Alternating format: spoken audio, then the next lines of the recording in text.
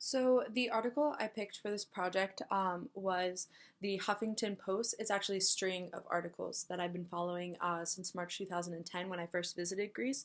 And they basically follow the progression of the economic crisis in Greece. Um, a little bit of a synopsis of this crisis is that since the early 2000s, Greece has had a number of different factors that have put them in a severe economic depression. That led to revolts in the people, and it affected the government and the strength of the nation as a whole, not just in the economic sense, but in a sense of the whole country. And it's actually had recent developments now as Germany has become more involved. So a little bit overview of that. Their economic depression started because the government was putting out more money than they were putting in. They were taking loans, but then they couldn't pay back these loans, and so people stopped giving them loans, and so they just got more and more and more in debt as banks tried to bail them out. Other countries have tried to help them out, and it's just gotten worse. And then as that progressed, the people started to revolt against the government, almost be claiming that they needed to take care of this and help the people. And they were very angry with the way that the situation was heading. Some of the more recent articles that you'll see on here talk about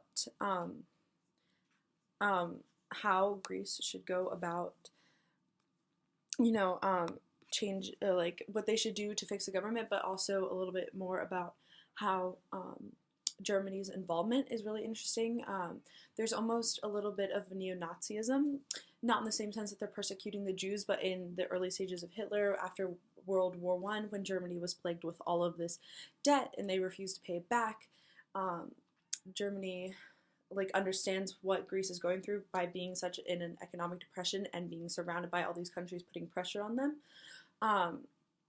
And so Germany and Greece kind of have this alliance, and there's a little bit of similarities in we're not going to pay this, not necessarily we're not going to pay this back, but we're going to come back stronger. How do we heal our nation?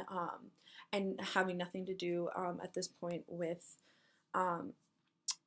persecuting the Jews and the first thing you think of when you think of Hitler is the death camps, but more in the sense of coming together as a stronger nation and building it back stronger, in the same way that Hitler had attempted to, but not really in direct correlation with Judaism and Hitler, more in the government and Greece.